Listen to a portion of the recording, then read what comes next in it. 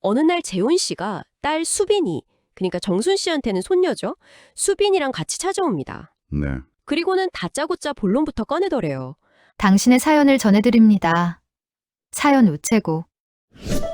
한 어머님이 직접 겪으신 경험담입니다. 남편분과 사별하시고 나서 자녀들과의 관계에서 좀 깊은 고민을 하셨고 또 쉽지 않은 결단을 내리셨던 그런 기록이에요. 네. 돌아가신 아버지의 제삿날, 그날을 기점으로 해서 여러 사건들이 벌어지거든요. 이걸 따라가면서 가족 간의 도리가 뭔지 또 책임감은 어떤 건지, 특히 그 상속 재산 앞에서 사람들이 어떻게 달라지는지 그 가치관들을 좀 살펴보려고 합니다. 네, 맞아요. 어머님이 어떤 상황에 놓이셨고 또 어떤 결정을 내리셨는지 그 의미를 함께 찾아보는 시간이 될 것 같습니다. 이게 어떻게 보면 정말 한편의 드라마 같아요. 네, 이게 그냥 뭐 한 가족만의 특별한 갈등이다 이렇게 볼 수도 있겠지만요. 사실 들어보면 많은 분들이 좀 공감하실 만한 그런 보편적인 질문들을 던지고 있어요. 그렇죠. 요즘 시대가 워낙 빨리 변하잖아요. 이런 시대 속에서 우리가 지켜야 할 가치는 뭘까? 또 가족이라는 게 정말 어떤 의미일까? 그리고 유산이라는 거요. 이게 단순히 그냥 물질적인 걸 넘어서 어떤 무게를 가질 수 있는지 좀 생각해 볼 중요한 계기가 될 것 같습니다. 그 어머님 정순 씨의 시선으로 아주 솔직하게 담아낸 뭐랄까 성찰 기록이라고 할 수 있겠네요. 이야기는 이제 정순 씨가 남편분의 첫 제사를 준비하시는 아주 분주한 아침으로 시작이 됩니다. 정성껏 상을 차리시면서 이제 아들, 딸에게 연락을 하셨겠죠. 네. 근데 딸 은주한테서는 바로 전화가 왔다고 해요. 엄마 저 미리 가서 도와드릴게요 하고요. 늘 그래왔듯이 딸은 항상 먼저 마음을 좀 헤아려주는 편이었던 거죠. 아, 딸이 참... 네. 그런데 아들 재훈 씨한테서는 한참 뒤에 문자 메시지 하나가 딱 왔답니다. 엄마, 나 오늘 못 가. 출장이야. 출장이요? 네. 뭔가 좀 이상하셨대요. 갑자기 웬 출장인가. 근데 바로 그때 정순 씨 휴대폰에 SNS 알림이 뜬 거예요. 아들이 올린 사진이었는데 푸른 바다를 배경으로 칵테일 잔을 들고 있는 그런 모습. 아, 제삿날이요. 네. 그리고 그 밑에는 해시태그 힐링, 해시태그 여유 이런 해시태그가 달려 있었다는 거죠. 아, 바로 이 지점에서 이 이야기의 어떤 첫 균열 같은 게 시작되는 거죠. 그렇죠. 딸은 바로 도와주겠다고 약속하는데 아들은 출장이라고 거짓말까지 하면서 실제로는 휴가를 즐기고 있었던 거잖아요. 네. 이게 특히 한국 문화에서 제사가 갖는 의미를 좀 생각해 봐야 하는데요. 그냥 단순한 기념일이 아니죠. 그럼요. 네, 조상을 기리고 또 가족 공동체의 어떤 유대감을 확인하는 굉장히 중요한 전통 의례거든요. 근데 재훈 씨의 행동은 단순한 약속 불이행을 넘어서서 돌아가신 아버지 그리고 가족 전체에 대한 어떤 기본적인 존중이 좀 결여된 모습이다 이렇게 볼 수밖에 없어요. 그렇죠. 정순 씨는 그 순간 정말 숨이 멎는 듯한 충격을 받으셨다고 해요. 아니, 오늘이 아버지 제삿날인데 잊었나? 아니면 알면서도 이러는 건가? 아들에 대한 믿음이 정말 뿌리부터 흔들리는 그런 순간이었던 거죠. 정말 힘드셨겠네요. 네. 결국 딸 은주 씨랑 단둘이 제사상을 차리면서도 아들 얘기는 차마 못 꺼내시고 괜찮아, 우리 둘이라도 하자 이렇게 말씀하셨답니다. 정순 씨가 남편분 생전에 하셨던 말씀을 떠올리는 대목이 좀 인상 깊어요. 자식은 가르친 대로 크는 법이야, 이 말이요. 아, 네. 이게 앞으로 정순 씨가 겪게 될 깊은 고민, 그리고 결국 내리게 될 그 단호한 결정을 약간 암시하는 그런 복선처럼 느껴지기도 합니다. 어쩌면 이때부터 이미 마음속으로 뭔가 어떤 결심 같은 게 시작되었을지도 모르겠어요. 제사 지내고 며칠이 지났는데 딸 은주 씨는 여전히 묵묵히 집에 들러서 반찬도 채워놓고 청소도 돕고 그랬다고 해요. 그런 딸 모습 보면서 먼저 간 남편분 생각도 나셨다고 하고요. 네. 근데 아들 재훈 씨한테서는 여행 다녀와서도 감감무소식이었던 거죠. 일주일쯤 지나서야 불쑥 찾아왔는데 손에는 면세점 쇼핑백을 들고 있었답니다. 아, 선물 사왔군요. 네, 핸드크림, 비타민, 약간 좀 형식적인 선물 몇 가지였죠. 네. 정순 씨가 좀 씁쓸한 마음으로 선물을 받으면서 제삿날 왜 안 왔냐 이렇게 물어보셨대요. 근데 재훈 씨 반응이 참 뭐랄까 소파에 앉아서 휴대폰만 계속 보면서 고개도 안 들고 대답했답니다. 엄마, 그날 갑자기 일정이 생겨서 어쩔 수 없었어요. 아, 그리고 요즘 누가 그런 거 일일이 신경 써요. 그런 거요. 아, 그 표현이 정말 핵심을 찌르네요. 그렇죠. 아버지의 길, 가족 모두한테는 의미가 깊어야 할 날인데 아들한테는 그냥 번거롭고 신경 쓸 필요 없는 그런 거가 돼버린 거예요. 네. 여기서 재훈 씨 태도는 단순히 뭐 세대 차이다 이렇게만 보기에는 좀 어려운 부분이 있는 것 같아요. 물론 시대가 변하면서 전통 의료에 대한 생각이 달라질 수는 있죠. 근데 그 말이나 행동을 보면 가족의 중요한 날에 대한 의미 부여 자체를 좀 거부하고 자기 행동을 합리화하려는 경향이 너무 강하게 보여요. 어떻게 보면 공감 능력의 부재라고도 할 수 있겠죠. 옆에 있던 동생 은주 씨가 듣다 못해 반박을 합니다. 오빠 말이 너무 심하다. 아빠 제삿날이잖아. 그랬더니 재훈 씨가 오히려 짜증을 내면서 너는 시간이 많으니까 그렇지. 나는 너랑 달라 바빠. 이렇게 쏘아붙이고는 금방 자리를 떴다고 해요. 아유, 근데 더 놀라운 건 그날 저녁에 재훈 씨가 SNS에 멋진 레스토랑 사진이랑 같이 해시태그 가족의 소중함 이런 해시태그를 올렸다는 거예요. 말과 행동이 너무 다르네요. 바로 이 지점이 정순 씨의 실망감을 더 깊게 만들었을 겁니다. 네. 입으로는 가족의 소중함을 말하면서 정작 아버지 제사에는 거짓말까지 하고 빠지고 그걸 지적하는 동생한테는 오히려 화를 내는 모습. 이건 단순한 가치관 차이를 넘어서 좀 위선적으로 보일 수도 있죠. 그렇죠. 정순 씨가 내가 뭘 잘못 키운 걸까? 이렇게 자책하시는 것도 뭐 무리가 아니라고 봅니다. 이 사건이 앞으로 벌어질 더 큰 갈등의 어떤 전조가 되는 거죠. 그렇게 또 시간이 좀 흐르고요. 어느 날 재훈 씨가 딸 수빈이, 그러니까 정순 씨한테는 손녀죠. 수빈이랑 같이 찾아옵니다. 네. 그리고는 다짜고짜 본론부터 꺼내더래요.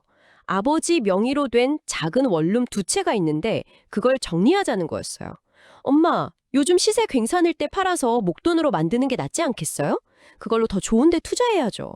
아, 투자요? 네.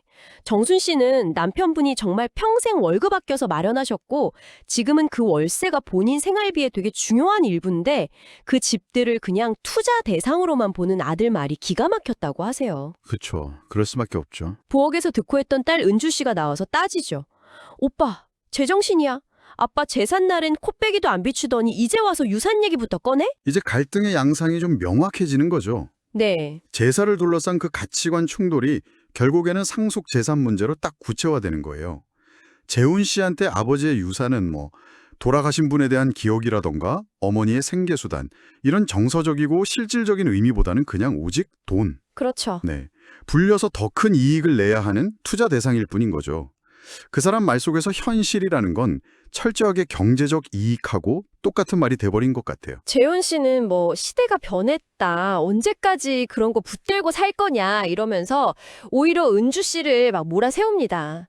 심지어 너야말로 여기 붙어 살면서 편하게 지내니까 그런 소리 하는 거 아니야. 이런 식으로 인신공작까지 하고요. 그런데 여기서 좀 흥미로운 반전이 있어요. 바로 손녀 수빈이의 반응입니다. 아, 맞아요. 어린 수빈이가 조용히 아빠 팔을 잡으면서 이렇게 말해요. 아빠, 그만하세요. 할머니 기분 나쁘시잖아요. 네. 어른들이 막 날서서 대립하는데 아이의 그 순수한 눈에는 뭐가 잘못된 건지 명확하게 보였던 거죠. 이 사건 이후에 정순 씨가 남편분 영정 앞에서 여보, 이제 내가 결정을 내려야 할 때인가 봐요. 라면서 마음을 굳게 다잡으시는 장면이 나옵니다. 하지만 재훈 씨의 압박은 여기서 끝나지 않습니다. 어머니 허락도 없이 막 부동산 가서 시세 알아보고 서류 뭉치를 가져와서는 이게 다 엄마 편하자고 하는 일이에요. 이렇게 말한대요. 네. 변호사 상담까지 받았다면서 뭐 상속세니 뭐니 법적인 문제를 들먹이면서 정순 씨를 압박하기 시작합니다. 이건 뭐 설득이라기보다는 명백한 압박이죠. 그렇죠. 어머니를 위한다는 그 명분 뒤에는 자기 사업 자금을 마련하려는 속셈이 있다는 걸 정순 씨는 이미 다 알고 계셨던 거죠. 세금이나 뭐 법적 절차 이런 걸 언급하는 건 상황을 자기한테 유리하게 끌고 가려는 어떤 전략으로 보입니다. 참 가족관계에서조차 이렇게 이해득실을 따지는 모습이 좀 안타깝게 느껴지는 부분이에요. 재훈 씨랑 은주 씨 다툼은 더 격해져요. 재훈 씨가 막 소리 지릅니다. 너도 어차피 나중에 받을 유산이잖아. 왜 나만 나쁜 놈 만들어? 이렇게요. 은주 씨는 눈물을 글썽이면서 난 그런 생각 한 적 없어. 난 매일 엄마 옆에서 엄마 돌보고 있어. 오빤 뭘 했는데? 이렇게 맞서고요. 아유, 험악해지네요. 네, 분위기가 험악해지니까 또다시 손녀 수빈이가 나섭니다. 아빠, 그만. 이모 힘든 거 모르세요. 그런 말 하면 안 돼요. 이 극심한 갈등 속에서 정순 씨는 남편분이 생전에 늘 강조하셨던 말을 떠올리신데요. 정순아, 사람은 돈보다 마음을 남겨야 한다. 아, 네, 이 가르침이 정순 씨의 최종 결정을 내리는데 아주 결정적인 기준이 됩니다. 이제 이 문제는 단순히 재산을 어떻게 나누느냐 이런 차원을 넘어선 거죠. 그렇겠네요. 네, 남편의 유지를 받들고 그분이 평생 중요하게 여겼던 그 가치를 지키는 행위, 이런 의미를 갖게 된 겁니다. 정순 씨는 이제 더 이상 아들한테 기대거나 설득하려고 하지 않고 내가 직접 행동해야 할 때다, 이렇게 결심하신 거죠. 그리고 다음에 남편 제삿날, 정순 씨는 모든 걸 좀 매듭짓기로 마음을 먹으십니다. 재훈 씨한테 문자를 보내요. 이번 제삿날에는 꼭 와야 한다. 할 얘기가 있다. 아주 단호하게요. 네, 재훈 씨는 약속대로 딸 수빈이랑 같이 제사에 참석합니다. 온 가족, 정순 씨, 은주 씨, 재훈 씨, 그리고 수빈이까지 4사람이 함께 제사를 지내죠. 드디어 그날이 왔군요. 네, 제사가 끝나고 식사 자리에서 재훈 씨가 먼저 묻습니다. 엄마, 하실 얘기 있다고 하셨잖아요. 뭔데요? 정순 씨는 수저를 딱 내려놓고 아들을 똑바로 보면서 말씀하셨대요. 나 결정했다. 아버지 집 2채랑 예금, 전부 내 동생 은주한테 줄 거다. 아, 순간 정적이 흘렀겠네요. 네, 재훈 씨는 당연히 엄청 충격받고 믿기지 않는다는 듯이 되묻죠. 네? 다? 은주한테 준다고요? 그럼 저는요? 네, 정순 씨 대답은 아주 단호했습니다. 너한테는 줄 것 없다. 와, 그리고는 차분하지만 전혀 흔들림 없는 목소리로 이유를 설명하기 시작하세요. 정확히 1년 전 제삿날 아들이 어디서 뭘 하고 있었는지 그 SNS 사진이랑 해시태그 힐링, 해시태그 여유, 해시태그까지 다 언급하시면서요. 아, 구체적으로 다. 네, 아버지 제삿날 그 시간에 네가 한 짓, 그건 자식으로서 못할 짓이었다. 그렇지. 재훈 씨는 아무 말도 못하고요. 정순 씨는 말을 이어셨습니다. 아버지 제삿날조차 잊고 제 마음대로 사는 자식에게 무슨 자격으로 유산을 주겠니?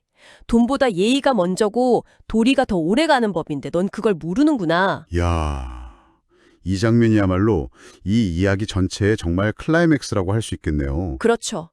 정순 씨의 결정은 단순히 그냥 재산을 누구한테 주냐 이 문제가 아니에요.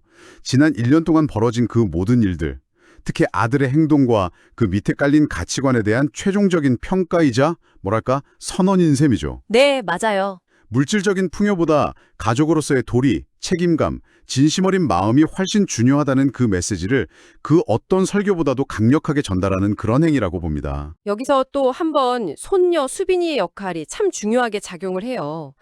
충격받은 재훈 씨가 자리를 박차고 나가려고 하니까 수빈이는 아빠를 따라 나서지 않고 할머니 곁에 남으면서 이렇게 말합니다. 아빠, 저는 여기 좀 더 있을게요. 할머니 말씀이 맞아요. 아빠가 잘못하신 거예요. 아, 어린 손녀가 참 대단하네요. 세대 간의 어떤 갈등이나 단절 속에서도 어린아이는 뭐가 옳고 그른지를 딱 분별하고 용기 있게 자기 생각을 표현하는 거잖아요. 어쩌면 이 가족에게 남은 어떤 희망의 불씨처럼 보이기도 하고요. 이 단호한 결정이 어떤 결과를 가져올지 그때는 정말 아무도 예측하기 어려웠을 겁니다. 그 후에 정순 씨는 은주 씨랑 같이 변호사를 찾아가서 유언장을 공식적으로 작성하셨대요. 법적인 절차까지 다 마무리하면서 마음에 큰 짐을 덜어낸 기분이었다고 회고하셨습니다. 네. 재훈 씨한테서는 몇 달 동안 아무런 연락이 없었고요. 뭐 서운함보다는 어쩌면 당연한 결과다 이렇게 받아들이셨던 것 같아요. 하지만 딸 은주 씨랑 손녀 수빈이가 꾸준히 곁을 지켜주면서 정순 씨는 점차 평온을 찾아가십니다.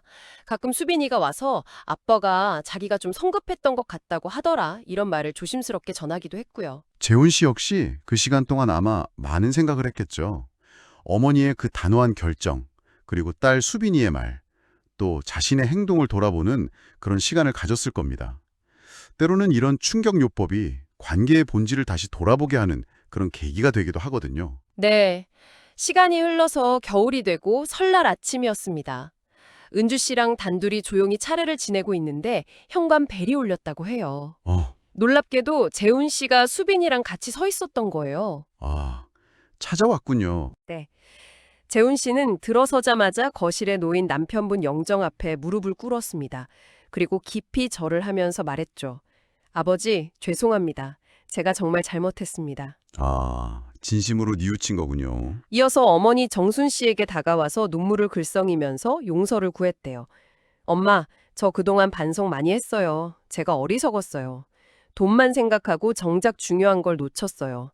엄마가 왜 그런 결정을 하셨는지 이제 알겠습니다. 아버지 제삿날에 제가 한 짓은 정말 큰 잘못이었습니다. 이렇게요. 참, 진심 어린 사과와 성찰이 있었기에 가능한 장면이었겠죠. 어머니의 결정은 어떻게 보면 벌이 아니라 아들이 진정한 가치를 깨닫기를 바라는 마지막 가르침이었을지도 모르겠다는 생각이 듭니다. 네. 정순 씨가 끝까지 지키려고 했던 거 있잖아요. 돈보다 도리가 오래 간다. 가족의 의미는 피가 아니라 함께하는 마음에 있다. 이런 신념이 결국 아들의 변화를 이끌어내고 또 깨어졌던 관계를 회복시키는 힘이 된 거라고 볼 수 있겠네요. 오랜만에 온 가족에 둘러 앉아서 함께 떡국을 먹으면서 조용히 화해의 시간을 가졌다고 합니다. 재훈 씨는 다음 아버지 제사는 자기가 제대로 준비하겠다고 약속도 했고요. 다행이네요. 네.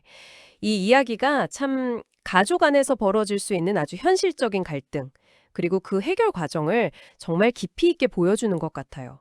특히 요즘 같은 물질 만능주의 시대에 우리가 잊지 말아야 할 가치들, 그러니까 말과 행동의 일치, 또 가족 간의 도리, 진심 어린 마음, 이런 것들의 중요성을 다시 한번 깨닫게 해줍니다. 네, 그렇죠. 때로는 어떤 원칙에 기반한 단호한 결정이 당장은 좀 고통스러울 수 있어도 길게 보면 관계를 바로잡고 또 잊고 있던 진정한 의미를 되찾게 하는 그런 길이 될 수도 있다는 걸 보여주는 사례인 것 같습니다. 이 이야기는 결국 우리 자신에게 좀 질문을 던지게 하는 것 같아요. 네. 여러분의 삶, 그리고 여러분의 가족 안에서는 어떤 가치를 가장 중요하게 여기고 계신가요? 혹시 비슷한 어떤 가치관의 충돌을 겪고 있다면 어떻게 좀 지혜롭게 소통하고 관계를 만들어가고 계신지. 물질적인 풍요를 넘어서서 우리가 다음 세대에게 진정으로 남겨주어야 할 그런 소중한 유산은 과연 무엇일까요? 오늘 이 어머님의 이야기를 통해서 한 번쯤 깊이 생각해 보시면 좋겠습니다. 네. 오늘 저희와 함께 이 깊은 이야기에 귀 기울여 주셔서 감사합니다.